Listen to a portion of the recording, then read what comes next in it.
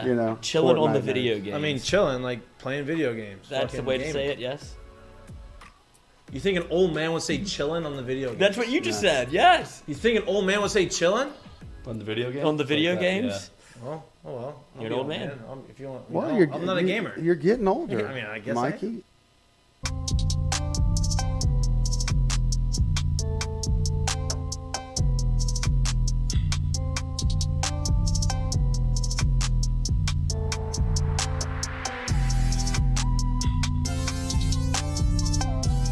Hello. Welcome back to Mik'd Up. Today is Monday, January 9th. We are going a little bit early today because it is it's college football's last day of the year. It is a national championship game with Georgia playing TCU. Georgia is favored by -13. I think it's going to be a little bit closer than that, but we're here a little earlier so that we can give everybody ample time to get back to either their national championship watch party if they want to have one, to their house, so they can get through the miserable Baton Rouge traffic, and so that they can listen to us and enjoy us. We don't want to compete with the national championship because that's a lose-lose situation. But we're glad to be back. We didn't have a show on Friday, so we've missed y'all for the last few days. We had a great weekend. I had a great weekend. Another wedding this weekend. Just add to the list. I have about 5 more before I can finally say no more weddings for a little bit. Only have one more. Right? Huh? Said only have one more, I believe. Only have one more? Oh, yeah, true. He's gonna crash it, I think. He's gonna crash it, but we have a lot to talk about. NFL season ended this weekend. They called today Black Monday in the NFL. It's already started. Cliff Kingsbury, see ya. He's gone. What does that mean for Kyler Murray? I don't know. We're gonna talk about that. We'll find out. The Cincinnati Bengals had a bunch of drama in what could have been had they lost to the Ravens and had to have a coin flip with the Ravens to determine seeding and home field and all these types of things. Fortunate for them, they took care of business. Joe Burrow and the squad did what they needed to do, won the game, earned the 3 seed. Now if they were to make it to the AFC Championship game against Buffalo, they would flip a coin for home field because of the game that got canceled because of the incident that happened on the field. Talking about the incident, obviously Damar Hamlin is doing a whole hell of a lot better, thank God. He got transferred from the hospital in Cincinnati to Buffalo. He was obviously watching the game. He was super alert. He was ready. After they took the opening kickoff to the house, was jumping up and down, doing a bunch of things that he probably shouldn't have done, but it was great to see him be able to do those things. They say he's probably going to make a full recovery. Obviously, he's still got a long road, but that is all positive news. He has moved on to Buffalo. I'm sure they're going to play inspired football, which if you didn't watch the game and you didn't see that opening kickoff, it was about as chilling and good of a sports moment as you can probably ever imagine. You could right? probably script. Yeah, Lloyd's skeptical. He thinks the NFL just made it happen like that. I don't know. I feel like if you write a script like that, people would be like, "Hey man, take that back. That's not real." Yeah, right. Like this only can play on Disney. Okay, Yeah, like this can't right? play on And anything so, I else. mean, The Drew Brees movie, the Sean Payton movie. with the way they've changed the kickoffs, it's almost impossible to return kicks now, right? So he took it to the house. To my point. No, not to your point. I guess they lined it up with the schedule too Yeah. to make sure it was 3 years and 3 months. Away Yeah, too. 3 Yes, years, 3 this months is away. perfect. Yeah. You This went makes down a lot for of us sense. perfect. This makes a lot of sense, yeah. So Naeem Hines takes it to the house. He not once but twice in the game. Buffalo takes care of business. They do what they need to do, get the win. First game back after Damar Hamlin. Men's basketball had a game this weekend against A&M. They had a very hard-fought game at Kentucky. They go back on the road against A&M this Saturday. A&M kind of took it to the boys a little bit. It was a physical, tough game. A&M plays really good defense. The record that A&M had was a little bit misleading because of the non-conference schedule that they had. They played a very tough non-conference schedule, so they were, a lot better than their record indicated. I think LSU isn't as, they're not 15 points worse than A&M. I think that's just 2 games in a row, hard SEC schedule to start the season. Speaking of SEC schedules, LSU is back at home tomorrow against Florida. Tomorrow is the 10th. It'd be January 10th. We talked about this. We've tweeted about this. We've promoted this. We're going to continue to promote this. Our friends at Caesar Sportsbook they have been so kind to offer 2 free tickets to the LSU Florida game at the PMAC tomorrow night. Now, there's some stipulations on how to win that game, how to win those tickets. You have to download the Caesar Sportsbook app. You have to use the promo code MMBBFull for a risk-free bet up to $1,250. Now, obviously, the risk-free bet's great. You can make a bet. If you lose it, you get the money back in credits. If you win it, I'm happy for you. That's not really what I think is the big ticket item right there. I think the big ticket item is getting 2 tickets to the game to watch a LSU basketball team that is exciting, that they're physical, and you feel like they are playing on edge right now because they've lost 2 straight. They don't want to come home and lose a third. Florida's playing good basketball. They're always a tough matchup. It's a good game to go to. I will hopefully be there. I will try to be there. Not with the tickets that I'm giving away. Someone else is going to be Ticket of one. Someone else is getting those tickets because I already have my Caesar Sportsbook app. But we will continue to promote this from the rest of tonight and tomorrow until a winner is picked. I would assume we're not picking the winners. Caesar's is picking the winners, or the boss man, Jordy Collado, when he gets back from his honeymoon, would be picking the winners. But Caesar Sportsbook, download the app MMBBFull in order to enter to win 2 free tickets to the LSU Florida game in the PMAC. Staying on the basketball train, LSU women's basketball starts the season 16-0. First time in school history they've started 16-0. Angel Reese, their star, has 16 double-doubles.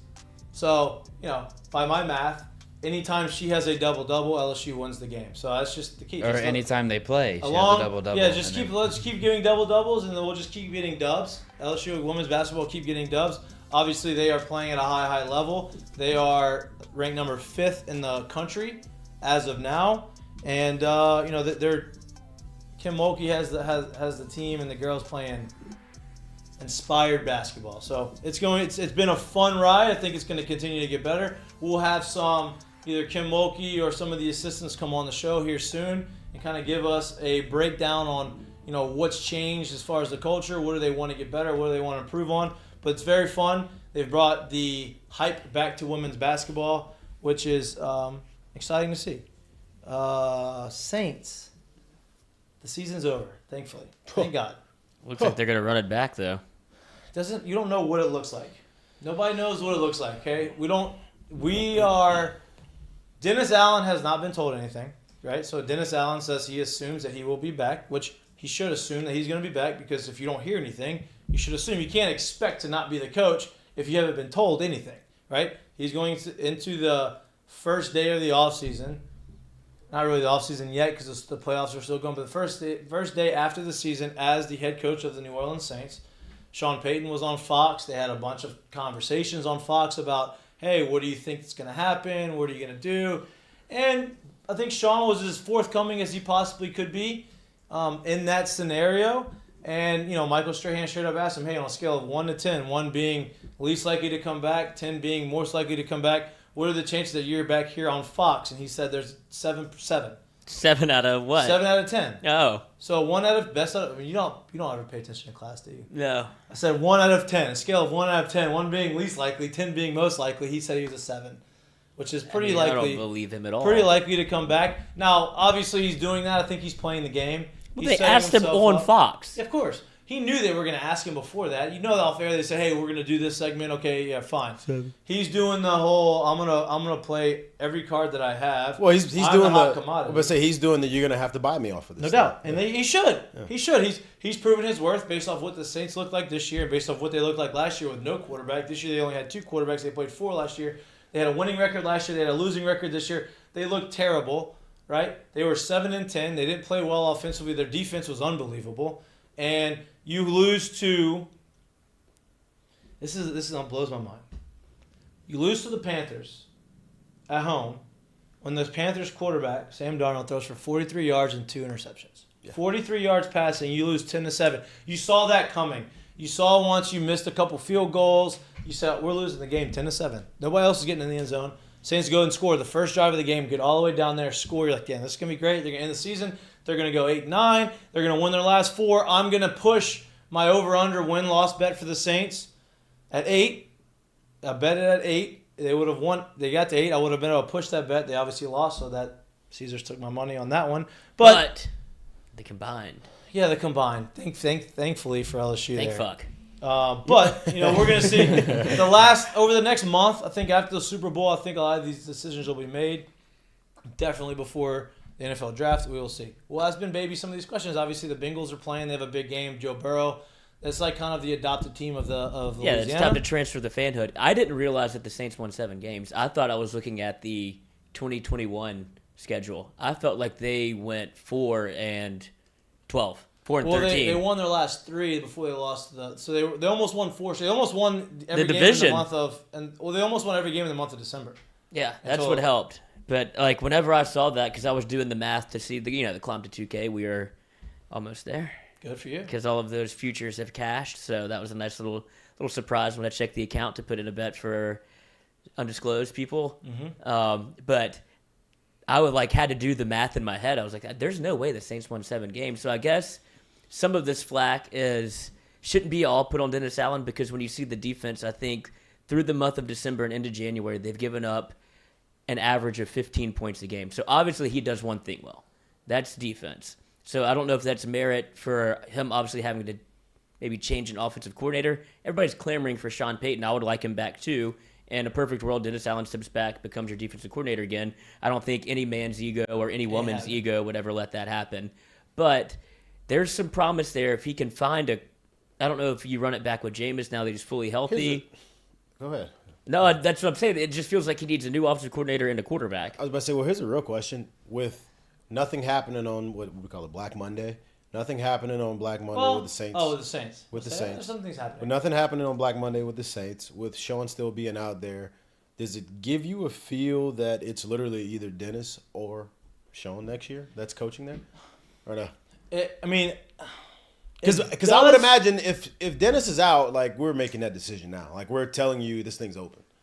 It does make me feel that way, but look, Sean said he's going to interview with the Broncos. They have been the only team that have contacted the Saints and asked permission to interview him, and he's going to be able to do that. He is doing everything he's going to be able to do to increase the value to the point where he is the hottest coach on the market. So to say that I think it's between him and Dennis, you would imagine if Dennis Allen isn't the coach, you would imagine that Sean is the guy. Now, it's going to cost the Saints some money, but the Saints obviously have his rights for the next 2 years, and we'll see. I don't know. Sean, I don't like this position that the Saints are in because Sean holds all the leverage.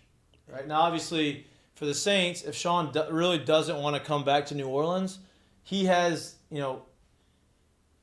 I'm willing to bet that he's going to put the Saints in a really good position in the sense of if he doesn't come back to New Orleans, he is going to make sure that the Saints get compensated pretty well. Now, he's not going to be in the trade talks as far as hey, you need to get this, this, and this, but he's going to go to a team and he's going to put the Saints in a position to where they can benefit from getting rid of him. I'm not saying he's in the internal trade talks, but I really do think he's putting the Saints in a position where they still have to kind of go for it right now. In a sense of if you want him back, if you think this is an opportunity, that he's coming here, you have to put together a winning roster. No doubt, and I think that you have I think that defense, it may be aging a little bit. There's a couple positions that are now. You obviously DeMario is getting a little older, right? He's back in his career. He's still playing at a very high level, but the other linebackers that played this year played really well, and they are younger. The secondary was outstanding. Marshawn Lattimore is still young enough. You have all the guys that you got. You have Alontae Taylor and all the guys that you brought in the draft that are here playing at young age. You have Marcus May at safety, who you paid already. You had Tyron, who, as much as I think he had a better year than what people as people want to talk about Tyron, he had the career high in tackles, and he had 3 or 4 interceptions throughout the course of the year. Listen, the secondary was one of the best in the league. Yeah. I think they were the best secondary in the league. Like I said, I think he had a better year than what people think. Yeah, no doubt, right? So you have the pieces in place on defense to sustain that, right? You have your defensive line. Onyemata is a baller, right? I feel like he has taken that next step of being a stud. So, you have those places. You have young receivers. You have, but that's my Alvin thing. Looked awesome. But that's my thing, too. They've had a defensive side of the ball. They've had a solidified, really good back. They've had, he hasn't been healthy in years, but, you haven't had a stud one. I think in the situation where it's either somebody's going to have to make a trade for me, you get a whole bunch compensated back if I take another job somewhere else, Or if I come back here, I'm forcing your hand by not telling you that you're at the top of it, or by visiting all these other places that make that roster better if you want me to come back there. And part of that roster, right? Michael Thomas got his contract restructured. Yeah. Obviously, that means a couple things. I think a lot of people are assuming that means that they're trying to get rid of him. They're trying to trade him because that takes a little bit of the cap. I don't know if that's the case. I know a lot of people are speculating. What does that mean? I think it's one of two. Like, they're either going to try to move him, and if they can't, it allows them to be able to do some other stuff on the roster. Yeah, I mean, I don't know what they're going to do with him, but look, if Alvin can play the way that he played at back into the year and stay healthy and run the ball the way he did, and not really like he was an actual straight up running back. He wasn't getting a lot of passes out the backfield like he had in the past. Like, he had to earn everything he had between the tackles. He looked awesome the last game of the season. So he also deleted everything off his Instagram. Yeah, of course. But that was before last week. That's what I'm saying. Yeah, but to your point of him having to be a straight up running back, that's a total misuse of somebody that's an absolute weapon. You got to use it for sure. For sure. That's a fireable offense. And I think that's the first move. If you don't fire the head coach. What about say because you're saying it right now. I'm like, it's a fireable offense, but fire who? Because offensive coordinator. But we've always known who with Dennis Allen. He's a defensive guy. Right. No, that's what I'm saying. I don't think he has any input on the offense. I think if you're Pete Carmichael. Yeah. I think if you're him, you should be counting. You should be packing up I those little boxes. I could easily say in my assessment of what happened, for being under Sean for as long as he was, I truly expected more out of the play calling and the creativity. There was just no creativity. Yeah. Right. There wasn't. I mean, there was games where obvious games where you use Taysom Hill more than you've used him in the past, especially in short down packages, and then all of a sudden, in some games, he'd be just non-existent. The last month he played the most he's played all year. Yeah.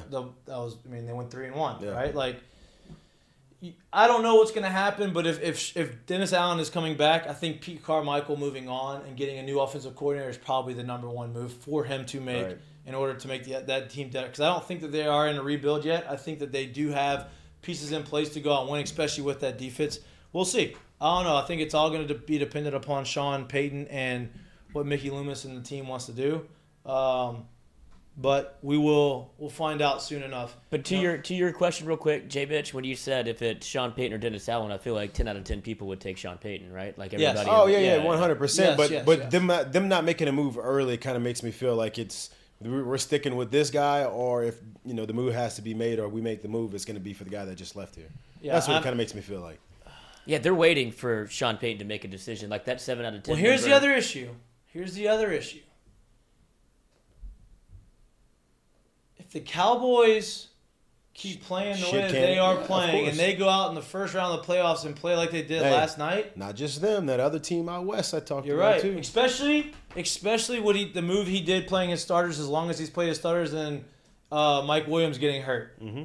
Now Mike Williams came out and said he is playing this weekend. He expects to play, so he kind of dodged a bullet. But there's a lot of questions. Why do you keep playing your starters, especially even after they went down first drive, scored a touchdown? Yep. Who knows? Sean's not going to make a decision until after the postseason. Oh, no. That's a fact. Yeah. I would imagine. I won't even say after the postseason. I won't even say after the postseason, but I'm pretty sure there's a handful of teams, maybe even a little less than a handful of teams in the postseason, that the job is probably going to be a good opportunity for if they made a move. So I would think that's where he would be looking to go. I know a lot of people that watch our show, listen to our show, want us to talk a little bit about LSU. We will get to LSU. There's a lot of conversation that we need to have about LSU. They've added 3 more transfers, 2 more in the secondary, which is huge. I think that they've get a goddamn linebacker. They've turned the secondary from a weakness, like a question mark, to I think we have a really, really solid at least a solid room, yeah. Yeah, and so I think that they're going to have the ability to compete in the secondary. Now, obviously, they added 1 more defensive tackle, so I think that their defensive line is pretty much solidified going into next year. Now they move on to the linebacker spot. There's one guy that came up in the portal who, if he comes here, who knows, but we will get into all those conversations, but I want to stay on the NFL train right now because Ben Baby is coming in on the show at 5 o'clock to talk Bengals. He was right in the middle of the coverage with Damar Hamlin, talk about how he reacted to all of that. Like, how was it going and being in the middle of that and trying to navigate through something that was so unprecedented. And then, obviously everybody likes to talk about Joe Burrow because it brings back all the good times from LSU. Joe is just going on year 3 removed from LSU. Right. He is going back to the postseason after going to the Super Bowl the year before as the number 3 seed. I firmly believe that they would have beat the Bills that game and been the 2 seed, but nobody really knows that. We will ask him what went into, what has been the feel this week of trying to navigate the, chilling incident that happened in Buffalo with how is the NFL going to fuck us over? Like, they are trying to fuck us over as far as, if we lose, now we have to have a coin flip and all of those types of things. Luckily for them, fortunate for them, not luckily, fortunate for them, they won. They earned the 3 seed. They don't have to deal with that. Now they'll have a neutral site game in the AFC Championship game if they play the Bills in that game. So no, I don't think that's the case. If I'm not mistaken, it's only the Bills and the Chiefs that play a neutral site game. If the Bengals sneak in if it's the Chiefs, then it is at the Chiefs. If it's the Bills, it's at the Bills. It's only Chiefs and Bills. Why would that be the case? Because that game only decided the 2 seed. Yeah, because of the losses and how they do the seeding. So the Bills. No, I think you're wrong. I listened to that today. But I thought the same thing. But the only seeding we can ask Ben Baby, but the only seeding that would have been affected on that game, especially with how everything else panned out, was the 2 and 3 seed. I mean, I could be wrong, but I'm pretty sure that that's the only thing that would matter. Now, the Bills could have got the 1 seed. Yeah, but it didn't matter because the Chiefs won. So even if the Bills would have won, the Chiefs would have had the 1 seed anyway. I thought the coin flip thing was if the Ravens were somehow beat the Bengals on Sunday. No, that too. That is what the coin. But they don't have a coin flip anymore. The coin flip's out. Okay. Since they won, since the Bengals won, there's no more coin flip. There was a potential of having a coin flip. These are questions that we need to ask Ben Baby. That's why you bring in an expert. I thought the celebration was awesome. The coin flip celebration. That was unbelievable. And he kicked it. Yeah, but I can't give them all credit because that was that's a Chad Ochocinco suggestion before the game started. Well, then if you say that, wait, he told him to do that. He tweeted it. He was like, somebody needs to flip a coin as a touchdown celebration. Mm-hmm. God, could you imagine having Chad in the locker room? He's like, I'm bringing the coin. And like, I'm not gonna tell anybody. Mm-hmm. But now he's godfathering these people in to like put it in your glove. Yeah. Nixon's like, I'll do it. Teach them how to do it. But I'm pretty sure. I don't know if that's the case as far as the neutral site game. But I'm pretty sure that is it. We will ask these questions all to Ben Baby whenever he comes in to the on deck circle. I don't think he's in there right now. You're staring at the screen. You're making me think like he's in there. But I don't think he's in there. How many players do you think had a coin in their sock ready to do that? You think Burrow? Definitely not an O-lineman if I had to guess. Well, no, like, you think Jamar had one? Like, I think everybody that... Possibly could have scored a touchdown. Yeah, maybe. Probably. I don't know. That's a good question. I have no idea. The Bengals are playing unbelievable football right now, though. Played that whole Not right drive. now. They've been doing that for the past 2 months. Yeah. I mean, well, they've won how many straight? I don't know. But they've been doing that for the past 2 months. So they've been playing. I mean, really, they are. really well. They started off a little slow. Obviously, Joe had the 4 interception game, first game of the season, and that seems like it was 5 years ago. Because the way they're playing football, they've gotten to the point where everybody expected them to get to, and AFC, the top of the AFC, I feel like is the top of the class in the NFL. Obviously, you have the 49ers who are playing unbelievable football. They are, I think, second behind the Chiefs in odds to make it to the Super Bowl. Just the way they play defense and the way that offense runs and the way Brock Purdy's been playing because he's been playing unbelievable. Bro, you look up and they're literally beating the socks off of everyone right now. Unbelievable, but with a third-string quarterback. It's gonna be awesome postseason, I think, because there's just a lot of teams that can beat anybody, can lose, right? Anybody can beat anybody. Like listen, the Dolphins barely got in. They haven't been playing well. Tua's been hurt. How comes back, they have a chance to beat anybody. Lamar comes back. The Ravens are a completely different team than they've been, right? That's also another thing I want to ask Ben Baby. How do they get through that, right? Like, what is the feeling on having to play the Ravens a third time in back-to-back weeks? Now, they will be a different team with Lamar, and obviously that's just the way it goes. A lot of teams have to play. I mean, Saints did it with the Bucs. They had to play the Bucs for the third time in the postseason. Like, that's just the way it works sometimes. For me, it's not even just the third time, too. Like, this, like you said, like, this is back-to-back weeks, and this game mattered. So they had to actually put stuff into it that they were trying to do. Well, then now you got to go play them again the next Yep. week, which And is tough to do. And it felt like the Ravens didn't show anything, especially if you're able to get Lamar Well, they back. don't, I mean, they don't have Well, they Lamar. can't They really had a they don't have third-string Lamar. quarterback. They didn't have Lamar. Like, yeah, I'm talking about even defensively. It felt like they kind of like, all right, Bengals, you can take this one. Yeah. We'll see y'all again. Bengals were crazy on social media. Like, they were going for the jugular. So, I mean, this is a rivalry, obviously. Oh, yeah. But the fact that they have to play again, Yeah, it's tough. tough to win 3 in a row. The Bengals Ravens games have historically been very physical, right? And so, you'd imagine it's a playoff game. It's going to be that same way. And, Joe. I mean, obviously Joe's supremely confident. He comes out and says that they asked him, one, why the fuck would you ask him that question? Oh, how long do you think your window is going to be open to win a Super Bowl? How long do you think it's going As to be long open? as I have breath in My my whole fucking career, bro. Like, lungs. you think that I'm coming in here and thinking, oh man, my first 5 years, if I don't win a Super Bowl, I'm done. Get the hell out or of do you here, think he's dude. thinking, I don't know, it's whenever I guess they decide to stop, putting talent around me. I don't know. What kind of But- stupid question is that? And Joe answered it in the very Joe Burrow way, and Joe does a very good job of towing the line of being like supremely confident and arrogantly cocky. You see what I'm saying? Like, nobody likes the arrogant, cocky guy, but everybody loves a supremely confident guy, right? And I think Joe does a really good job of like getting to that line, but never really crossing it and being like, no, this is like, I'm not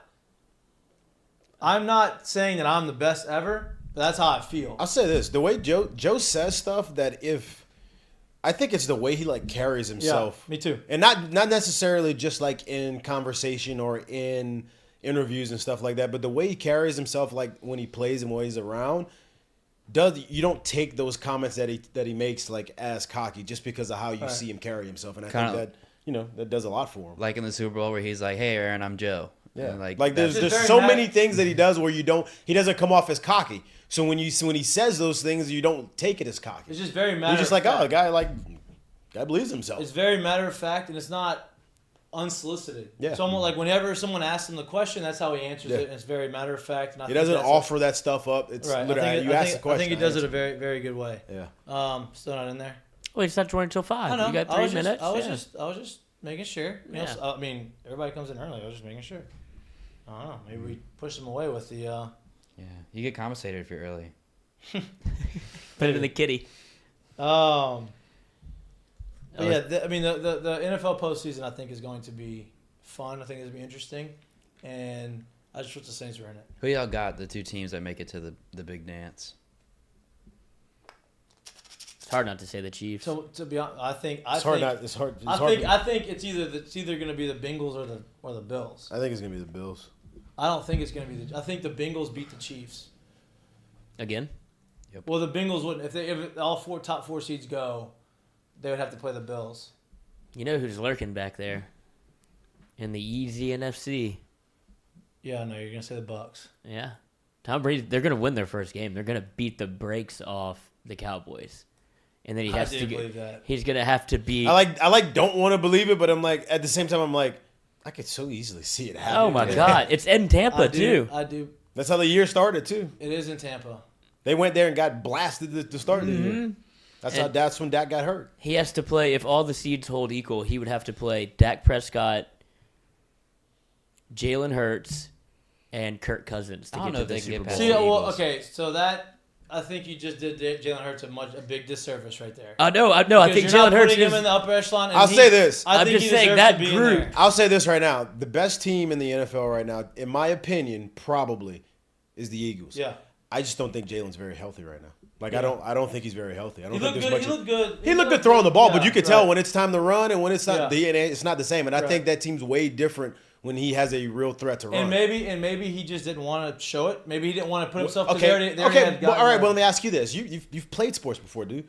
If you're hurt, what are you not trying to do? I'm not trying to get hit. Like Right. simple as that. If I'm healthy, then just put it in the game plan. Like we ain't got to Right. do it every play, but like we're right. running No, it. I get it. So he's obviously still hurting. Yeah. You know what I mean? Like, and there was times too where he's just literally like there was one time he rolled out and there was no play to. He's like, oh no, I'm not throwing it overhand. I'll get this ball out of my hand. And like they said it during the broadcast to where they're trying to protect him anytime he was obviously he wasn't given very many like zone read options or anything like that. But even if he was about to get sacked, they're like, don't extend the play, throw it away because we're playing for something. Like this is just to get your feet back under you. It's not a win or go home game. So I think he was kind of protecting himself for the playoffs. It would, and I guess the reason why it is his throwing shoulder, correct? It's the right shoulder, isn't it? Mm-hmm. Yeah. That's the other reason too for me why and like the balls that he's throwing balls in it. Look, he played well enough, right? But like I watched him throw it, I felt like the balls he threw didn't have much zip on them.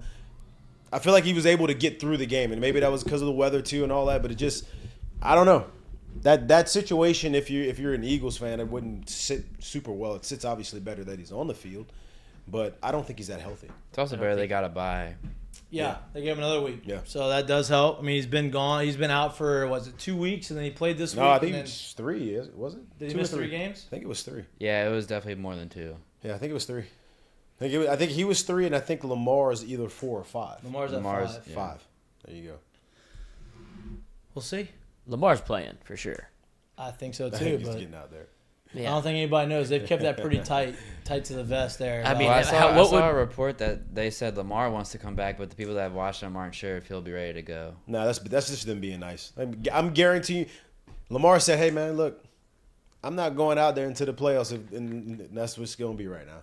We're in the playoffs, because what's going to happen is you know how it goes. He goes out there 60%, and then they're going to say, oh, he's not good enough. Oh, he can't run. Oh, he can't stay healthy, and that's all going into contract negotiation. No doubt. I mean, he's already lost a little money this year. Yeah, It's that's about all playing. going into contract negotiation. Lamar said, I'm gonna get as close as I can to 100, and then you'll get me back.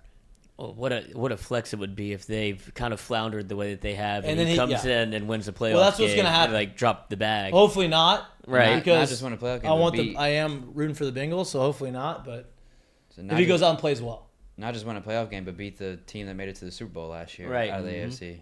After you just lost to him Your without rivals. but if he plays well, and they lose a tight game because of Joe having the ball last and just scoring last, I think that's going to go a long way too into his free agency. But we shall see. we shall We see. shall see what happens. Let's just. Watch they end up tagging him. Bro, I don't think he would. Can you reject the tag? Yeah, but like it's very, very, very. But I rarely think if done. you reject it, I don't know what happens. I forget, like it's very rarely done, but Well, you yeah, because you're can't. paid the average of what the top 5 of your position. So if you're a quarterback, Yeah. that would be foolish to Well, turn it every down. position. Any honestly. position that Yeah. that's Well, no, but just the quarterback salaries are so high. Well, Right. every one of them's up right now. Like the Yeah. top receivers are making a lot of money too. Yeah, but I'm just saying at quarterback, it makes you'll get. I mean, that's what Kirk Cousins did. He swindled the Vikings. Oh, not the Vikings. The I think Commanders. Kurt's, like 2 years in a row, and he got like 160 million in 2 years. yeah, and then you see what the Commanders look like now without him. Like, Yeah, no, I'm just saying you know what I he played that game where he's Yeah. like, you tag me, He bet on tag me himself. again. He bet on Yeah, himself is what he did. Now he got. Kurt's Almost- realistically the one that for the recent spike in quarterback contracts, he's pretty much the reason for it because of what he did by playing on the contract and playing well enough, and then playing him out, and then getting to like a real contract, a long-term contract. He's pretty much the one that kind of skyrocketed that thing. Here's my question: did you tell him it was a Central Time? yes, because he's in here. Boom. Let's go. Let's take a little break. 30-second break. Go to break, and we'll be Ben Baby's back coming with back in with Ben Baby. Ben the Baby. All the questions that I asked on air, I'll ask them again on air so you can answer them. There we go. There we go. You're watching Mic'd Up.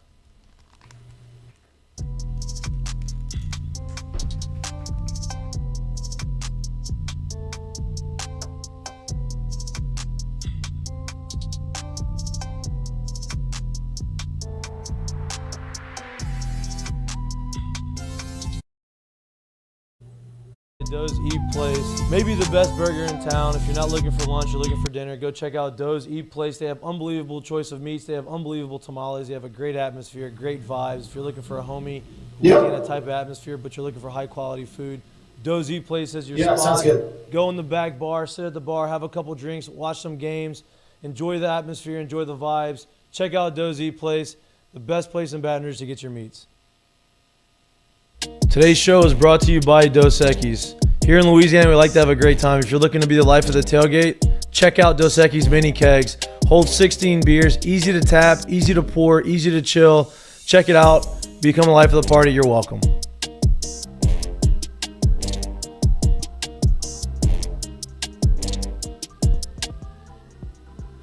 Welcome back to Mik'd Up. I'm excited to introduce our next guest. He covers the Bengals for ESPN. He is the Bengals are the adopted team of Louisiana because of our adopted son, Joe Burrow. He is right in the middle of it. He was also in the middle of the coverage of the chilling coverage of Damar Hamlin. So I am excited to introduce our next guest, Ben Baby. Ben, appreciate you coming on, man. I really do appreciate it. Yeah. Sorry for running a little late here. Obviously, a little busy out here. Yeah. We got playoff week, and we had a lot going on. But yeah, I'm happy to make a few minutes to come on. Yeah, absolutely, man. Must be nice in the I playoffs. had to make sure Lloyd didn't screw you up with the time zone thing. He's done that before. I just was making sure that my producer was doing his job right. So, let's get right into it, man. I know that you've had a lot of coverage on this. You were right in the middle of it because it happened, and you were covering the game as it happened. Anybody who was watching the Damar Hamlin situation as it unfolded in the coming days after, it was a chilling incident. It was something that nobody ever wanted to see. Obviously, it's progressing and it's very almost, I don't want to say a happy ending, but it's trending that way. What was that coverage like? I'm sure it's something that's very unprecedented for you. You've never probably covered anything like that. How was it being right in the middle of it? And has it changed your perspective on things?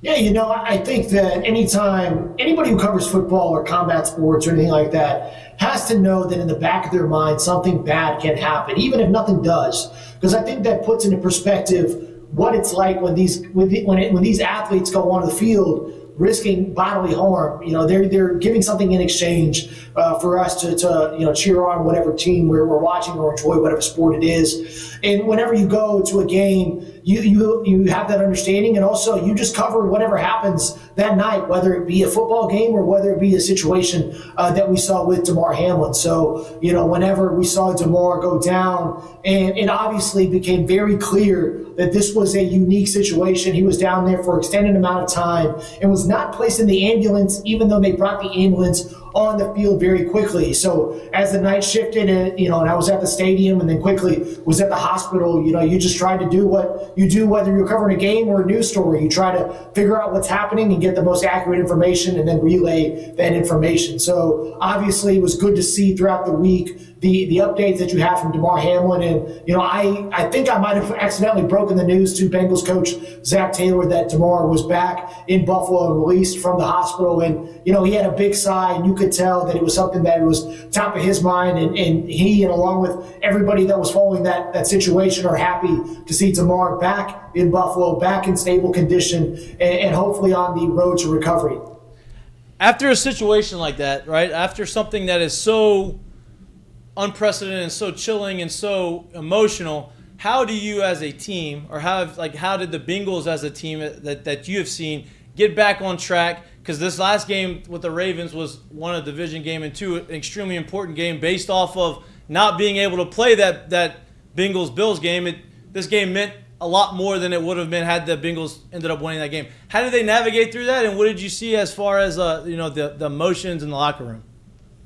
Yeah, I think that one of the things that came up often was that you kind of have to a degree, compartmentalize what you're feeling. And unfortunately for a lot of these guys, it's not something that's new to them.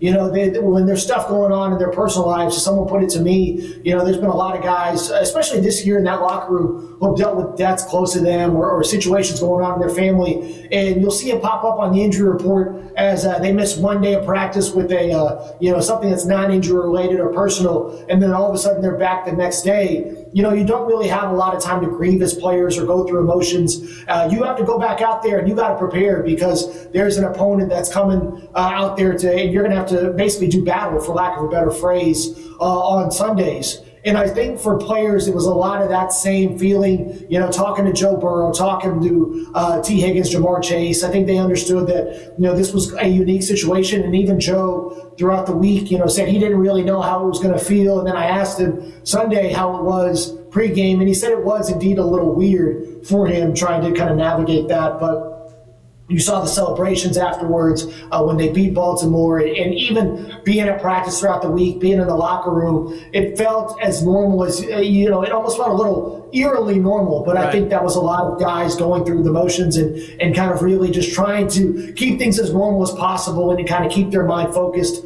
And a lot of those guys, I think, enjoyed that they were back around each other and back in a routine that felt familiar and enabled them to keep their mind off the situation, which was obviously something they had a lot of concern for. Getting back in that routine, obviously, and having to go out there and play a football game and position themselves in the playoffs was extremely important for them, right? They had to play the Ravens. They had to beat the Ravens, so they didn't have to play the whole coin flip game and try to decide where they were going to play or the seeding. You know, obviously they didn't have a chance to get the 2 seed because the Bills game was not played.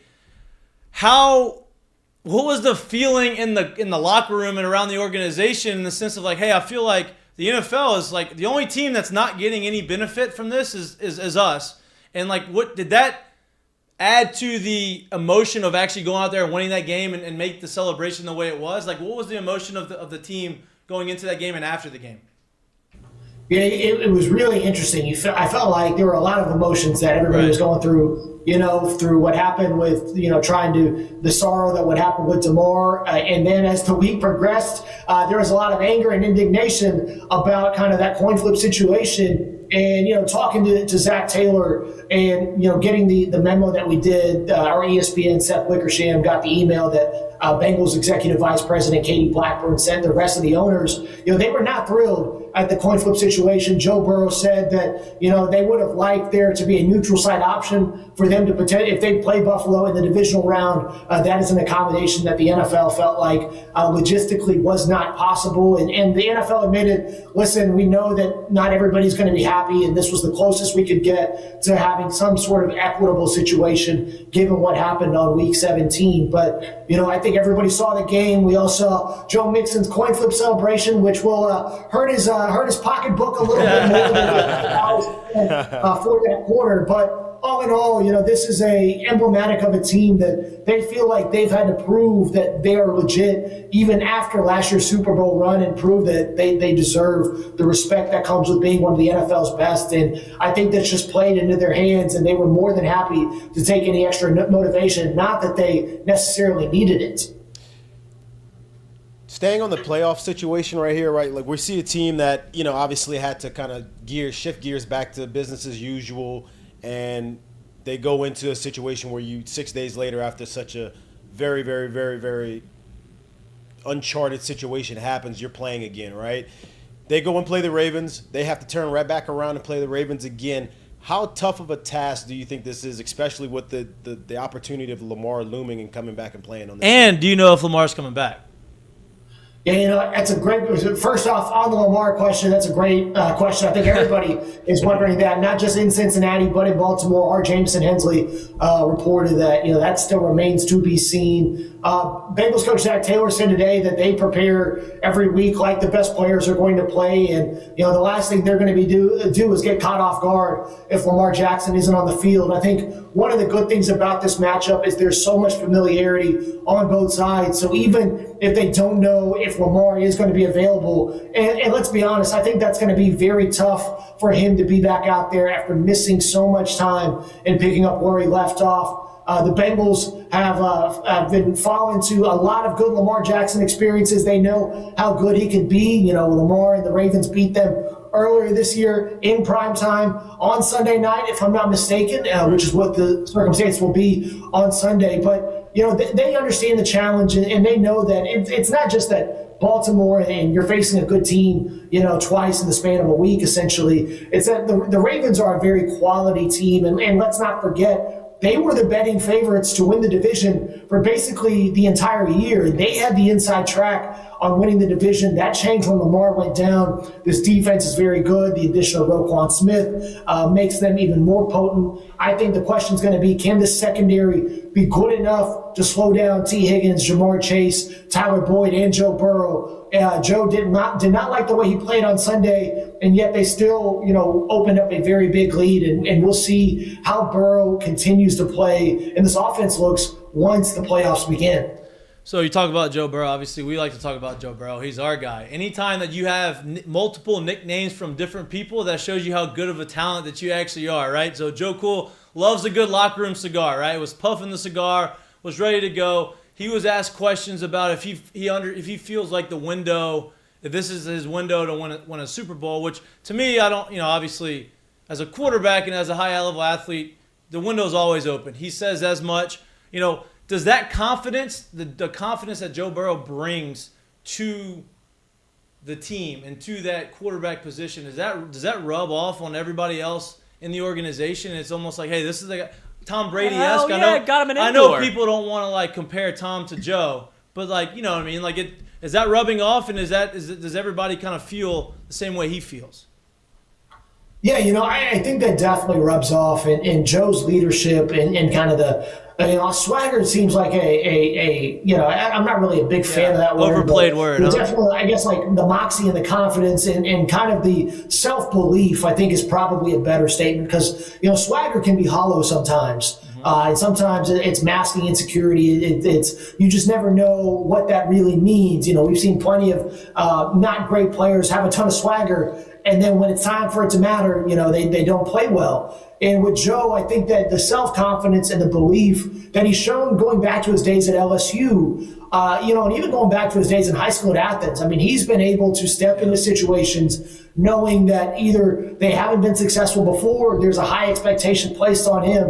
And at every level, Joe has been able to deliver. The guys in the locker room feel whenever the ball is in his hands, whenever he is on the field, something special is bound to happen, and they feel like they are always in it. And that belief has permeated this team, this franchise, from the moment that, frankly, the Bengals had a shot at him since LSU won that national championship game. So I think that you're going to see that confidence in the fact that in year 3, Joe Burrow could be looking at potential back-to-back Super Bowl appearances. Tells you everything you need to know, has a lot of respect from not just guys in the building, but a lot of his opponents around the NFL. You ask anybody, and they know what number 9 can do and what he's capable of.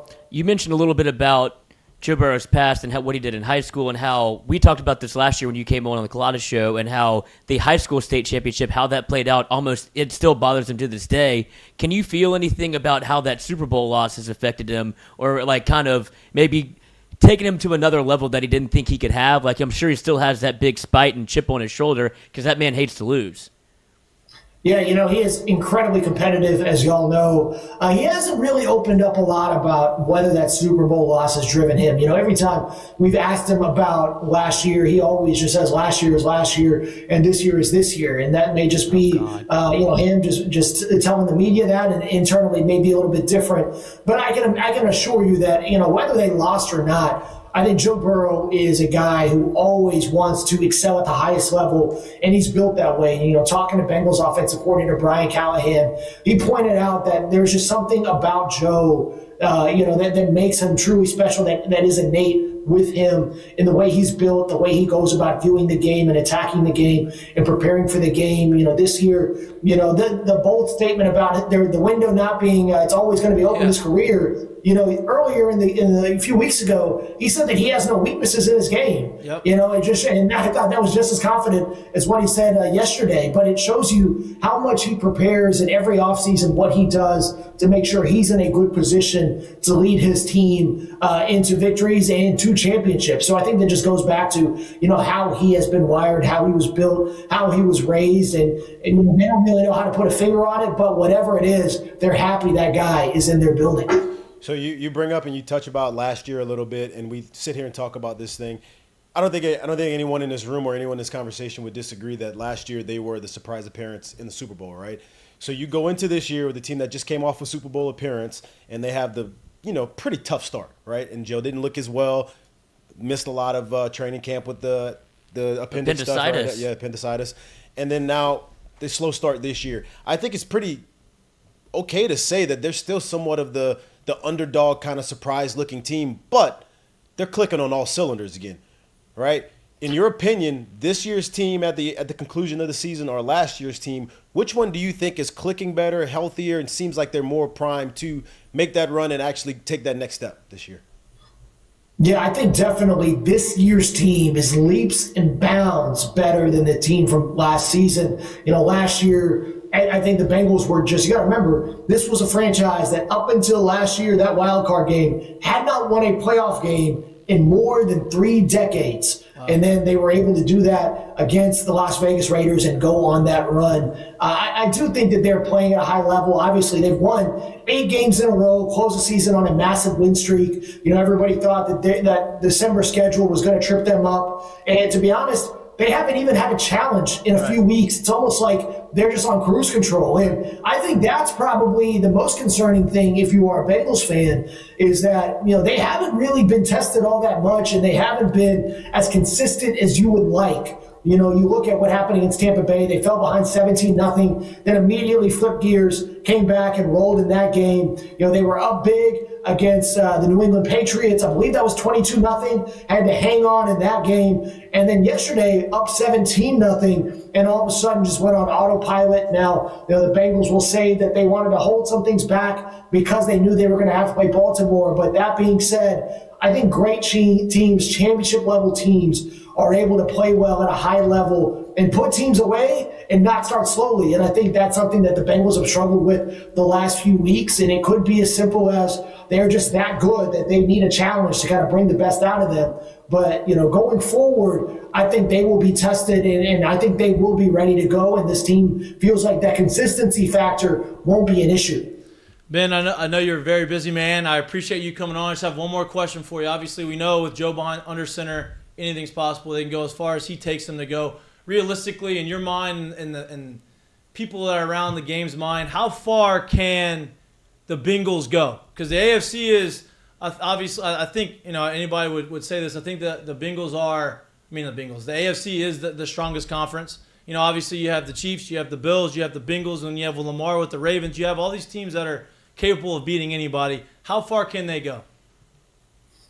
They can win the Super Bowl. That's not even I feel like that's not even a bold statement at this point. Saw they've won 3 straight against Kansas City. They looked very good against Buffalo before that game was canceled, albeit very early. They have played some very tough teams and looked very good against them. We'll see what the NFC brings to the table, but this team it appears to be the real deal. You look at what they're at defensively. I think last year the offense was missing in the postseason. This year they look like a much better and consistent unit. I would not be stunned at all if the Bengals get back to the Super Bowl and get what they did, and that's getting that Lombardi Trophy. Hold on, one more before you go. Last question. We had a little bit of a debate in the break as to if the Bengals would have to play a neutral site game if they get to the AFC Championship. That is not the case, correct? Yeah, that is not the case because Kansas City won.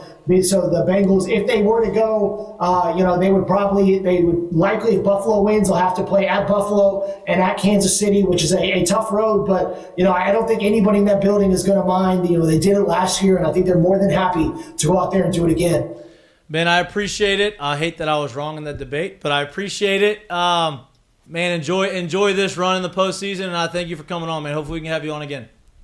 Yeah, my guy Matt Train at WBRZ vouched and said y'all are good people, so I'm going to jump on. Hey, tell him I said thank you. We like to believe we're good people. Sometimes we're not, but I like to believe for the majority of the time we are. Hey, I respect that by you. Vet us. You have to vet who you go on. Yeah, no doubt. Journalistic integrity. Yep. Enjoy it, man. Thank you. You got to trust your ties. There you go. No doubt. There you I go. appreciate it, man. Thanks for coming on. Yep, thank you for having me. Say Hey, we're passing the vet. We're passing the actual, we're going to vet these guys. If we're passing that, I'm happy. We're making some progress. Must have done something wrong. right. I was wrong. I hate that I was wrong. That's okay. It happens. I was wrong. Couldn't be me. Hey, a good man let you know. Listen, I hate that I was wrong. see you.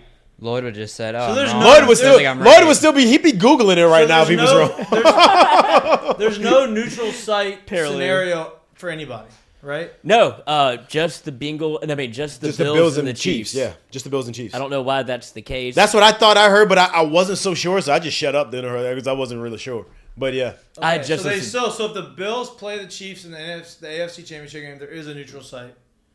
If the Bengals play the Chiefs, if the Bengals play the Bills. Right, why do you the gotta- Chiefs play yeah. as the Bills? Okay. Because I guess that makes sense because the Bills beat the higher seed, so they get the home field. That's how that works. Yeah, it's on wins. But I just thought that it was Because of how- I because know, how that it- game. Because the only reason it affected was the Bengals would have beaten the Bills. They got the 2 seed. The Bills have no chance of getting the 1 seed. They would get the 3 seed, and everything would be fine, right? But they didn't play that game, so I figured since they didn't play that game, that would have been the whole. But Where are they going to play? what's the show? Almost every time. Every time. Every Once time. a show. Doesn't matter where that thing is. It could be anywhere. Put Every it on the time. ceiling. We put it on top of the jersey. It I'm might gonna get. I'm gonna tape it on the freaking desk. But I like the Bengals, boys. I think I'm gonna put a. It's hard to not like him, but I think I'm putting money on them right now to win. Hey, it is really hard not to like Oh, him, but you I got still that. feel like people downplay like how good they are right now. I think so too, but I also think that they've gotten so used to seeing them win, like so used to seeing them just being so like Joe being so So cool. methodical and like so surgical in the way surgical is what I was looking for. Surgical in the way he goes through defenses and understands like how people are trying to play him, that they kind of like take it back like, oh damn, maybe they are that good. Well, Now that's why I think that Bills game was so big. I think they would have beat them. I would have been like, oh, they're the favorites. Okay, so that's my point. That's why I say I feel like they're still going like under the water a little bit, because it's, you think about what he just said, and he just ran back to, they down 17-0 to the Bucks, up to 17-0 in another game. Like, they're literally routing people and beating people in situations the way they shouldn't be. Do you know the first team they beat in this 8-game run? Yeah, the Saints. Saints. The Saints should have beat them. But my point to it is like, you watch him do that. No one's, if that was the Bucks right now, if that was the Bills right now, if that was the Chiefs right now beating people like that, you wouldn't hear enough of Josh Allen, Pat Mahomes, or Tom Brady. Right. But you don't hear Joe talked about it like that. You get what I'm saying? Mm-hmm. So like, I still feel like they're still flying under the radar a little bit. He likes that though, because yeah, he that's does. all But he's but driving sooner or around. later, that's gonna turn for him. No doubt. That's not gonna be a thing anymore. No doubt. It's gonna be. It's almost like he has to win the Super Bowl to get that respect. I mean, Josh Allen's never won a Super Bowl. They keep putting him in that. He's never made it Never to the Super been to Bowl. the Super Bowl. Right. And so, but they keep putting him in that conversation. Joe Burrow beat Patrick Mahomes. Like they Three times. I'm gonna say this because I sincerely mean it. I've been saying it from the start. They still keep putting Justin Herbert in the same conversation with Joe Burrow, and I'm like, bro, just stop. Yeah. I get it. He's 6'5" and can throw it a mile, And he's good. but he ain't. But he's not that. No. We just gotta stop with He that. hasn't right now. won enough. Yeah. He hasn't done. Yeah, how he leads the league. He has the most passing yards in the first 3 or 4 years of his career. So I don't what? care. That has done nothing Don't for care. him, right? Joe's been to the Super Bowl in the second year after losing his whole first year. But I'd say he didn't play. He played 4 games in the first year. Yeah. Was it 4? Where do you think the Chargers are with Joe Burrow? Oh, the Chargers are exactly what the Bengals are doing. Yeah. Exactly. That answers any question that you should but have. that's my point. It's like they keep throwing him in that conversation. I'm just like, no, it's not. Right. They're not the same. No. They're just not. I like that Joe's in there. I like that the Bengals are an adopted team of Louisiana because it gives us something. They to really watch. are. Think about it. They're always on TV. They play now on Sundays. They are played here because they know they're gonna get And the views. the beauty of it is there's CBS. So like you don't have to. It doesn't take away doesn't from take watching from the Fox, Saints yeah. because you got the Fox. It's Yeah. it's awesome. And so I didn't see the Saints once because I did Red Zone Sunday. I mean, they didn't I make it watched into the the Red Saints, but Zone. it was the first time that I was like, you know what? I I think I'm gonna do Red Zone over the I Saints. did not watch them this Sunday. I just I'm not watching this game. I'm kind of out on the whole It was DA. bad. Like it just. It was bad. It was tough. adventure. It wasn't a good. It's not a good product. You don't want to watch it. Let's move on. Let's move on from that. Let's go to the other. A Louisiana. good product. Let's go to a good product. And Tigers? getting a better. Yeah, they're becoming a better product based off of all of the transfers that they got in, based off of the guy leading the ship, based off of what they've done this year.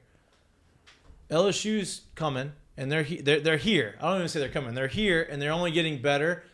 Every question mark that got analysts and experts and us, who are by no means experts, have had at LSU. Hey, what's the secondary going to look like? What's the defensive line going to look like?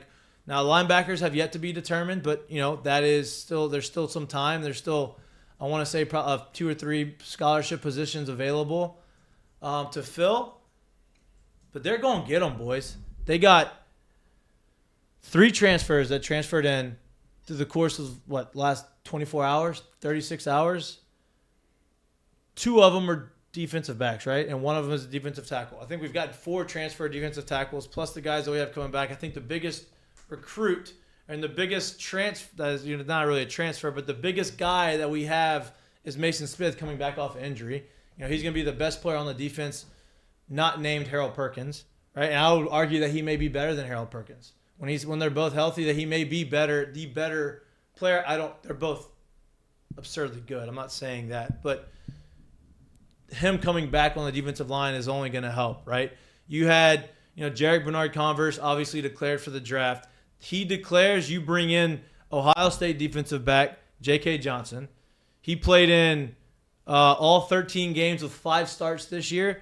He transfers from Ohio State to LSU.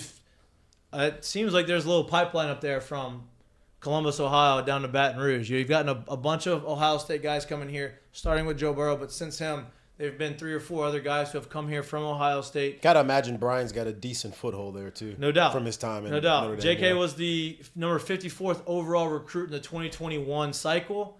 He is extremely talented. He's had some experience playing. He's going to be a big boost to the room. I think the one of the bigger additions is Syracuse defensive back transfer Darian Chestnut, right? He was a Deuce. Darian Deuce. Deuce Nut. Okay, that's not it, but I don't think that's the nickname that he's going to want. Yeah, I don't really think that one's going to stick. I don't think that's it. I'll talk to him. He was a under-recruited 3-star prospect out of high school, goes to Syracuse, becomes a freshman All-American, balls out, transfers to Baton Rouge as a 4-star in the portal. We have 2 guys coming in that have had extreme experience in college football and playing. Syracuse was good. They played at a pretty high level this year. So you got Syracuse. basically what you got is you got 2 really young dudes who have a lot of game experience who are going to add to that room. So I guess, and it's funny too, because this is the conversation we've had so much about the portal and how it works as opposed to recruiting high school guys. Like, let's just say you brought in a 5-star. You're just hoping that they could give you what them 2 dudes already did their freshman year. Like, that's what you're hoping that they can do. Right. And then now these 2 dudes are going to come here with way more game experience. Doesn't matter what star they came in as. And they've actually been somewhat proven on the field, too. So let's go through this, right? You have coming in to the corner, the secondary group. Yeah.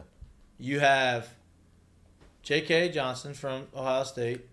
You have Deuce Chestnut from Syracuse.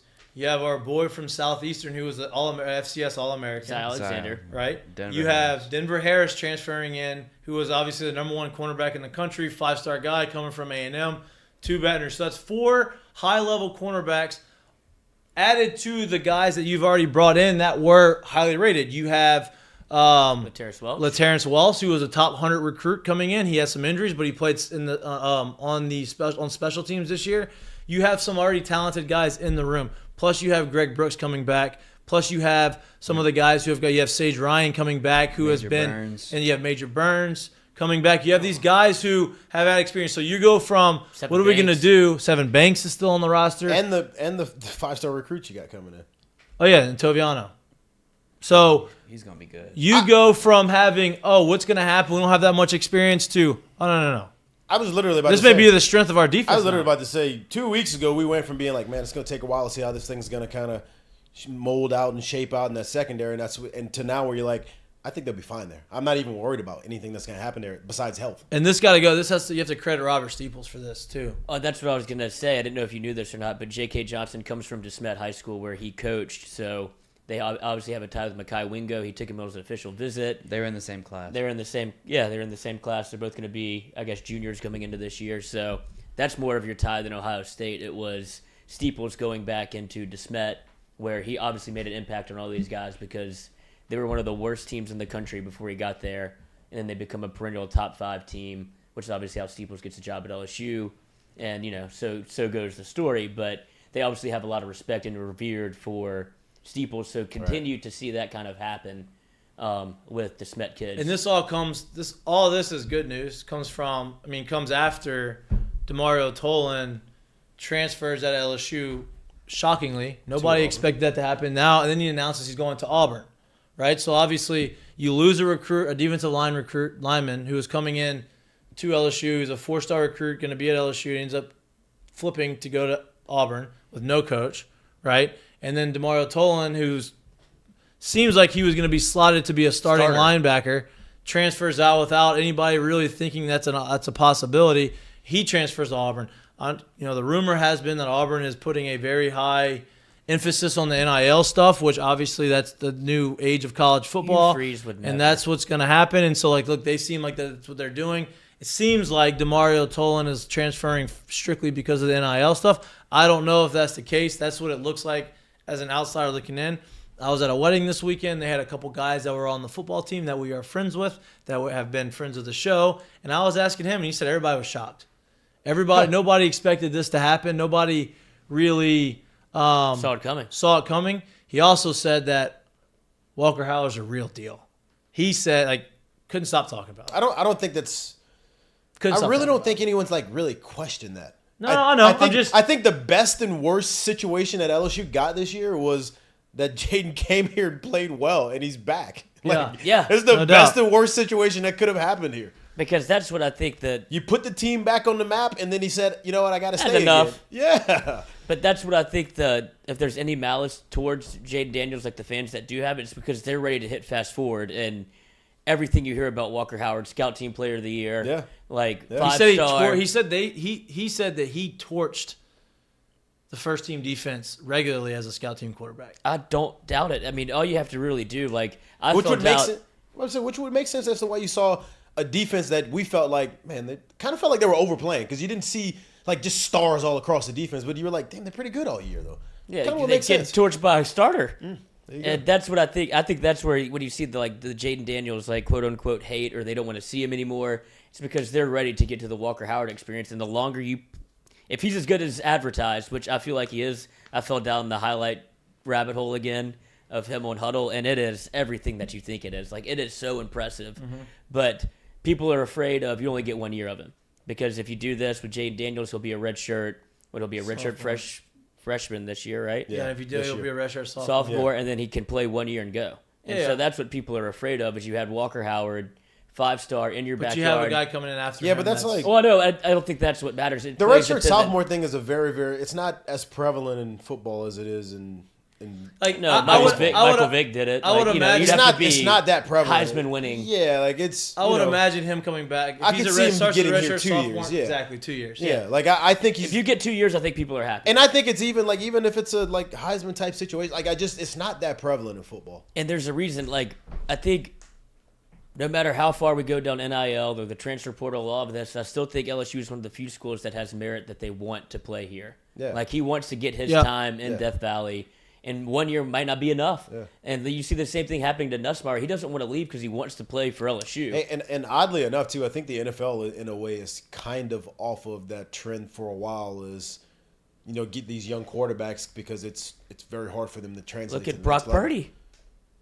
4-year starter. That's my point. I think, Peyton starting Manning was a 4-year starter. Eli Manning was a 4-year starter. If you go back to probably about the Mark Sanchez timeline, and there's a lot of guys in that timeline that have played very few snaps in college and then get to the next level, and they struggled.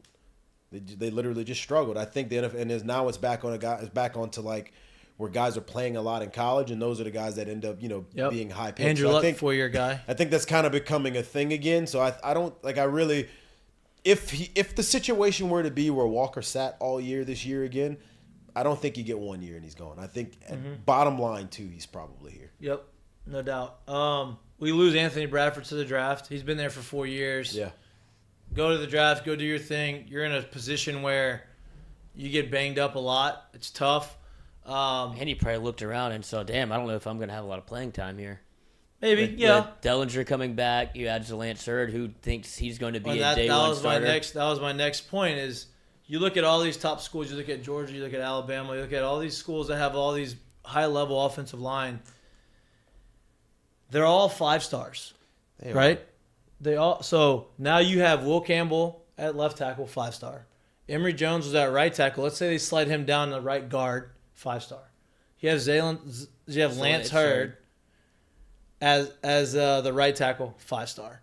You have Dellinger, who was borderline 5-star, he was a 4-star, but borderline 5-star, who's going to slide into that other guard spot. So now 4 of your 5 guys are basically 5-star offensive linemen, plus you just fill in, and then you fill in the center spot with a guy who's, it's Turner still there.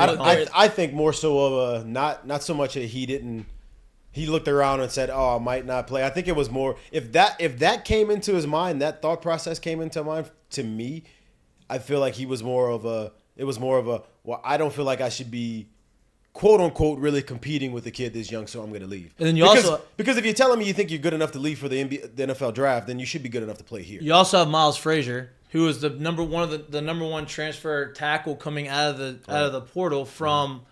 I always fuck this up. It's one of the FIU. Not FAU. He came in. He's back, right? So Dellinger has some time at center. He played really good at guard. Maybe Dellinger slides into that center role, and he's at center, and Frazier stays there at left guard. I don't know, but regardless, you have 5 guys right now that are very, very, very talented and very, very highly rated. So I don't think that you. And LSU is currently stalking the Cincinnati center that played with. He committed to Wisconsin. Oh, did he do it? He finally committed? Yeah. Okay, yeah, because I know that Luke Fickell was on him as well, but LSU was hot, has been in on him for a long time. Yeah. I think this is the best. I think this is the best offensive line. Yes. Group that they've had. This is the best the offensive line has been in a long time. Since early 2000s. I'll say this, dude. And Lloyd was in the room, and Jack was in the room that day too. Yeah. The comments you heard him actually say when asked about the O-line, and he basically said before the season started, and he basically said it's a big bruising O-line, but not the best O-line I've ever had. And to see where that O-line grew and how well they played towards the back end of the year makes you feel really good about a whole bunch of talented guys coming in and his ability to actually grow and, progress those guys too. Oh, you're talking about Brian Kelly. Yeah, we were all there. He said he says not the most athletic or talented. Which is crazy to say in the Southeastern Conference. You know what I'm saying? Right, but I don't think he knew what Emory Jones was yet, and I don't think he knew that Will Campbell was going to be that good. I think he knew the minute Will Campbell stood on campus. No. I think he knew how good both of them were, but I think he realized how young they were too. Right. That's what I'm saying. So that's not. But my point is, we're not making the line off of those two. He's also talking about the rest of it, the depth of it, and all that stuff too. Well, right? and here's the deal. Dellinger was a sophomore this year, right? Mm-hmm. So him and Miles Frazier will be the older guys. But then you got 3 5-stars that are freshmen and sophomore on the offensive line. That's how you build sustained success. Yeah. Right? Barring, hopefully God willing they stay healthy, but that's how you do it. Sure. And you have, that makes the running back position. I mean, think about all the times from the mid 2000s on, for everything we hated about Les Miles. Oh, there was always backs here. You always had backs, and you always were going to be able to run the football. Yeah. Right now, maybe not against Bama and the teams that were able to compete with the offensive line as far as talent goes, but you always had that, and it goes down to having the offensive line to protect and be able to open those holes, because all of these running backs that they had, they were talented, but they weren't NFL. Not all of them were NFL running backs. Now, early on, but you had who was the guy from? He does the alumni stuff for LSU now. Brissett. Yeah, Brissett. He rushed for over 1,000 yards at LSU. He wasn't the most talented guy out of all those guys. You had, Alfred Blue didn't even play. Now he ended up having a good career in the NFL. He played 1 year, basically being the guy. You had all these guys have success in the backfield, and that's because the offensive line was so good, and that's because they were being able to open up holes. And I think that you're gonna start seeing that again. Obviously, and protecting the quarterback, which is priority uno. I think you're going to start seeing a more complete offense, a complete attack. For the longest, it was literally the running attack was as dominant as it was. And that's why, to your point, that's why when we got to those Alabama games, it became such a problem, because it was literally strength on strength, and that's very, very tough to beat that team like that, right? I think that's going to start catching up, whereas the pass game was something that was very, I guess, slowly progressing behind early on, and now it's becoming a thing to where I think you're going to see them kind of marry each other and kind of ascend together. I agree. All right, let's talk college football playoff. So you got? It's a national championship tonight. I guess we got to talk about it a little bit, right, boys? Yeah. Just be it. We can even talk about the gambling aspect if you want. I have to win the game. I think Georgia is going to win. Now, it'll be the first time ever in the college football playoff history since when they started, 2014 is when the first year of the college football playoffs were. So it'll be the first time that they had back-to-back champions in the college football playoffs. So history is not on Georgia's side. And it'll be the only one, honestly, too. Yeah, the only one. Well, next year you have one more year. Yeah, but my point is they're kidding it. Well, I guess if TCU wins this year. As it is now, yeah. If the only way it cannot be the only one is if TCU wins this year and they win it next year. But that's, my point is if they won this year, they will be the only ones in the college football. Oh, right. Oh, yeah. In the 4-team format? Yeah. I was sitting here, I was like, man, I don't know who's going to win. No, I mean in the format that they got. I think Georgia wins. I do think TCU covers. I think it's at 13.5 It's back to 13.5. It got down to 12.5. I think it's back up to 13.5. 13.5, yes. I have him at 13. I hate that. I'm going to do it again at 13.5. Would you listen to me? I took him at 13 before, went back up to 13. And I'm not teasing anything. Just buy the point to 14.5 and then call it a day. It's minus 127. What is that? Oh, maybe I'll do that. Minus 127 is not bad. You're buying 1 point. I'll do that. Get it over the threshold. I think you don't feel like you got beat bad. I think Georgia wins, and I think they cover too. Okay. My reasoning is, I mean, you watch what Georgia did the last 2 weeks on defense, right? But I do think that TCU's best offensive player is the exact kind of player that Keely Ringo should be good against defensively. Like, it's a big guy. It's a vertical guy. He's not quick. He's not going to run I think Ringo's a bigger corner. I think he's a physical corner. 210. I think this is the type of matchup that's good for him, right? And then I don't even – is there running back yet? Or he was banged up with the I think knee? he's supposed to be back. I don't think you're going to get him at full strength either. So I think it's tough to run. I think their best target is in a bad matchup for him, and I think they end up covering this game. Okay. I'm interested to see the props and old Doug. Do you think it's going to be a high-scoring game or a low-scoring game? High scoring? I think a high scoring TCU. I think if 10. it's high scoring, if it's high scoring, I think TCU covers. If it's high scoring, if it's low scoring, I don't think they cover because that means TCU's not. The over under is like it's mid 60s somewhere in there, right? It's up there. It is at 62. 62. So we're talking about 35-28 game. It's not. 62. There you are. It's not really that high scoring. In my mind. Right. Of a college game. In college, yeah. You know, I could if 35-28 happened and 42-20 happened or something like that. 42-24 somewhere in there. Like that's. I wouldn't be surprised if I saw that game. I'm just gonna be completely honest. No, especially I don't know if it's a jump out from the start and you kind of make way back, or if it's literally one of them takes off at the end. But I wouldn't be surprised if we saw that kind of game. The only time you've seen TCU get out to like a lead this year was against Georgia. They are notorious for coming back in the second half. TCU against Georgia. Michigan. TCU against Michigan. Oh, Excuse me. Yeah. Yeah. They haven't played yet. But against Michigan was the only time they were able to get out to a sustained lead. Right. Obviously went back and forth, They and that's almost how you blew get it. an over, Right. yes. But 2 pick sixes, that's the kind of things you have to look at to see if Stetson Bennett's going to put the ball in the air that many times, or did they follow the Michigan blueprint that they had going into the game, which was run the fuck out the ball right at that 3-3-5. Is the big tight end out? Darnell Washington, undisclosed as of yet. And that's a big That's big huge, deal yeah. because that's an offensive lineman that can catch. Yeah, Yeah. of course. And hurdle. Of course. And do do a lot of everything. things that Yeah. normal human beings can't do. But He's they what, said 6'7"? he was hurt. I asked Jake Crane that same question. He said the people that he talked to, I don't know who that is, said that he was hurt in the tunnel, and they said, but don't be Hurt, surprised. man. I'm hurt, dog. Don't be surprised if he finds a way back on the field just because of look at him. Yeah. He's of a course. superhuman. So All these guys, he can be a wall. You don't really have to Yeah. move. You could just yeah, Literally just put 6'7". another offensive tackle out there. right. All right, Darnell Washington out and ready during warm-ups. So he's warming up. He's gonna There give we it a go. He's gonna give it a chance. He's gonna give it a go. We'll see what happens. See what happens. I have TCU money line, and then a sprinkle, just a sprinkle, a little light touch, and then Georgia and the over and a little teaser. So I get Georgia at 6.5, the over at 57. Don't mind it. And then if TCU wins, I got my sprinkle. Okay. If I get middled, I get middled. That would suck. Who you got? I got TCU losing by 7-10. I think it's high scoring and it's just a shootout and Georgia pulls it out. But I think it really comes down to what version of Stetson Bennett you get and what version of the Georgia secondary you get, because you've seen Georgia's secondary kind of get exposed recently, but you've also seen them Lock down against lock Tennessee. down everybody. Yeah. So I think Duggan's good enough to win the game if Georgia makes a few mistakes. Don't let and old maybe- Duggernuts hang around. Hey, he's gonna play his ass off. That's for sure. He's He gonna might die out there. Yeah, he's gonna play. He's gonna play hard.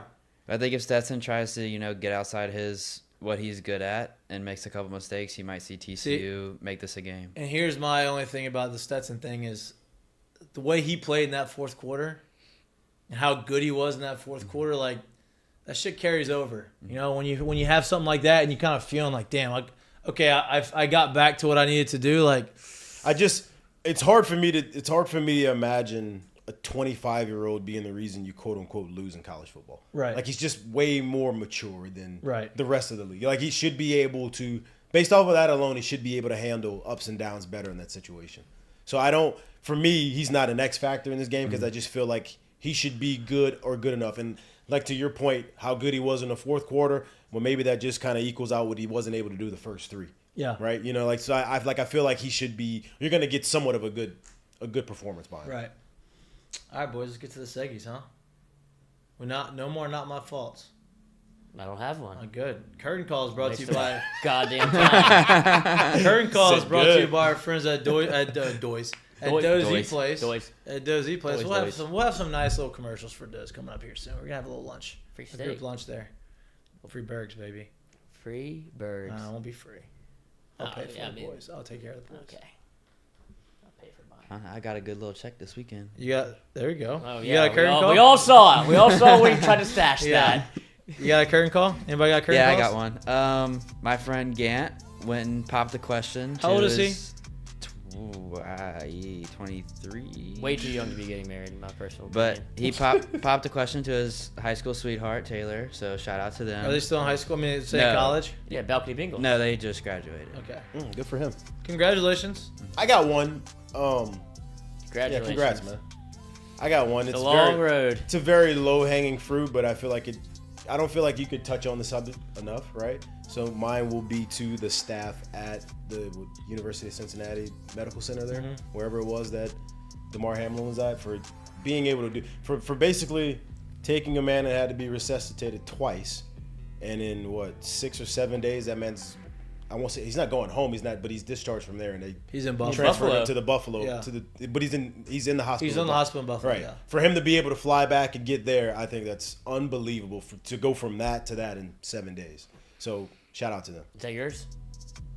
I mean, where you can go? That's not mine. I Oh, mean, okay. not No, the that's jumping not out of mine. the chair part. What was that? Wait, I didn't see that. What was Oh, it said that doctors say Damar Hamlin set off every alarm in the ICU after Naheem Hines ran back the Now opening kickoff. mine is Naeem Hines. Mine it's not even Naeem Hines. My curtain call is life.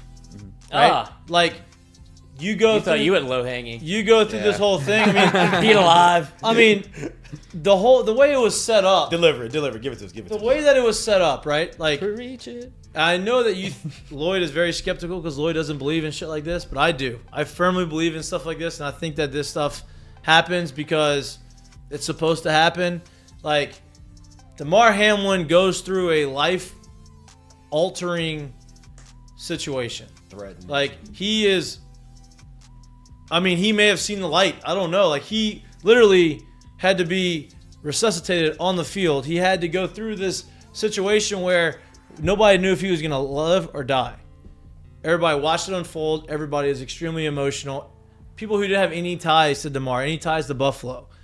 Then you get the news through the course of the next couple of days, like, okay, he's progressing.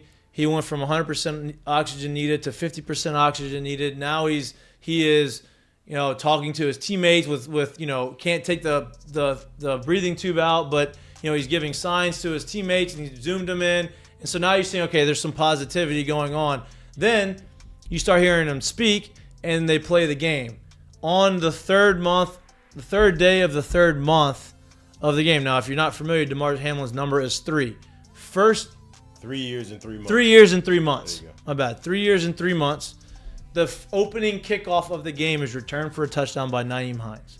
The first play since the incident happened is returned by Naeem Hines for a touchdown. And it's something they haven't done in 3 years and 3 and months. 3 months. I think what's also crazy about it was Ryan Clark had a quote. He was like, their first snap back is going to be the scariest snap of football they've ever played. And then he took it to the house. And to me, like, whether you're skeptical, whether you're like Lloyd and you think that the NFL allowed that to happen, NFL didn't know that it was going to be 3 years and 3 months until of the day since the last time a kickoff or whatever. So I think to me it was almost like divine intervention type of stuff. And to me that, like, after watching that happen, like, I had goosebumps all over my body and I was like, damn, this is And awesome. when you watched it I happen, wanted too, to cry, to be honest with you. When I you really watched did. it happen too, it wasn't just like the floodgates open and he went untouched. It was break tackle. Like, oh wait, Oh my God, he's I gonna think do he's it. actually gonna do this. And you listen, and you're like, oh, I'm feeling him again. But like, it was just a really cool moment. It's like, Did you I hear know it's Romo? an easy. Romo just hopped in out of nowhere. It's like, so I think Al, who's in the booth Al with Michaels. him? Al, No, it's not no. Al. It's whoever else. Jim Nance. Jim Nance. Jim Nance. Was like totally setting the scene for like the crowd to take over and like enjoy the moment. And Romo just goes, "Whoa!" Like out of nowhere, just like Romo, have a little bit of feel. And did you see where the medical staff for what's my guy's name? Damar Hamlin. Damar Hamlin, they were like, well, we're going to see if we can get the game on the TV. And, like, for him to be able to watch, like, they were unsure of how to work the television to get Damar Hamlin, like, a football game on that he plays for the Bills. Yeah. Like, I'm sure you could call in a Hey, you know favor. what? Well, You're also- gonna go get a Fire Stick and you're gonna plug it into the TV and you're gonna find stream this. some kind of way to It's get this- 2023. How scared do you think the doctors were when he set off all those alarms and Yeah, walked in fans for running him to down the celebrate? hallway. But yeah, I just to me like that was just you can't script it. It's just it was a feel good stuff and it's Can't talk about it enough. listen. like, It's gonna win every Emmy, ESPY. ESPY, everything. I mean, maybe no. I'm just joking. Every ESPY, any award, like it's just. I feel it's scripted. It was but the yeah. moment. It was the moment of the year in Yeah. sports. That's me. I mean, I've gone literally full fanboy over the situation. Me Like, too. Can't get enough of it. Can't stop watching everything he says. Me Does. either. everything. Like This it's is just. It unbelievable, was just. dude. It's Never seen anything like this. I love stuff like that. Yeah. I'm a very emotional person, so like that, to me, like that does it for me. My curtain call, Maltese champ. Have you seen this cat from Homer? Yep. No, who is this guy? He's a I've high seen school this. kid at He Homer. went And viral for being swole. Yeah, he's just massive. Didn't yeah, I I see don't- something that he doesn't have any like offers or anything? Yeah, he has Yeah. no offers. I think he just picked up his first one. He was throwing up 405 today. Oh, that's good. That doesn't. That Lightweight. doesn't always mean that you're good. Oh at no, football, but I so. just think that it's unbelievable how you look can. like Tarzan, play like Jane. Seen that Yeah, before? no, he's picking people up and dropping them. But I don't know how good he is at football. But I just think to look like this in high school would be. And also I that mean, social test media that, got man. him an offer. Yeah, I mean, hopefully, the power of he's social not- media. And Of course. God. Hopefully it's not. He hasn't peaked too early. How tall is he? I don't know. I don't think Well, it if I matters. saw him in the streets, I wouldn't know who he is because I can't see his face. I'd walk in the other way. I wouldn't. But I would. Just got to scoot. I wouldn't. My sidewalk. What's up? Hey, hey. What's up? Back up 15 feet. All right. Bop, bop. Good show. Good show, boys. We did. Did We had big. a few days off. We're not going to have another Friday show. We are, like I said, we're in transition of the Friday shows. We will eventually have another Friday show, probably towards the end of the month. Jay Mitch is getting married next week. We will be out of the studio on the next Friday, so Yeah. there's no point in having one this Friday and not next Friday.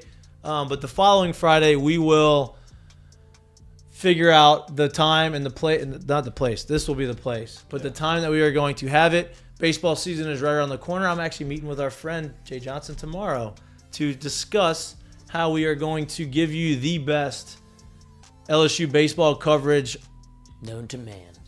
around and SEC coverage around, and we have some things in the works of, doing some coverage from the road. So baseball season is going to be huge. I know everybody's been asking for it, looking forward to it. We are looking forward to it. Can't wait to tell you everything that we plan on doing. That will be in the coming weeks. So appreciate all your support. Again, if you want to enter to win the Florida ticket, LSU Florida basketball tickets tomorrow at the PMAC on January 10th, please download the Caesar Sportsbook app if you have not done so already. Use the promo code MMBBFull. Place your natty bet risk free. Yeah, look. Go ahead and place your bet and for the national championship and go ahead and win. Either hopefully you win the bet and you don't have to worry about your getting the credits, and if you don't, you get the credits back. But by doing that, you enter to win 2 free tickets to the LSU Florida game, and you also help out the show, and we appreciate that. Got rep signed up. There we go. On Maybe the- you win the tickets. Yeah, we're just trying to make money over here. There you go. Love Yeah, that. Got her over the century mark. There you so- go. There we go. There we go. I looking forward to Wednesday. Looking forward to the game tonight. We'll recap it on Wednesday. We'll talk a little bit more about the Saints. We'll talk more about LSU basketball because there is a game tomorrow, like I mentioned, and maybe preview a little bit of the LSU baseball season. But I'm you're sure watching LSU Mike. football will do something. Too. Yeah, LSU football. I mean, obviously, They're always in the news. They'll figure it out. LSU football's king. We know that, but baseball's about to take over, boys. It's about to be hyped up season. We're looking forward to it. Can't wait for it. Please like, subscribe on the Mik'd Up YouTube channel. If you like listening to us and you don't want to watch us, we're on all podcasts. And anywhere you get your podcasts, we are there. And we appreciate your support. Please like and subscribe and share it. Tell a friend. We love you. You're watching Mik'd Up. We'll be back on See you Wednesday, Wednesday. 6 to 8. Put a fresh subscribe button down there too, Oh, so you I did? see. Love that. Peace. Hypnotoads.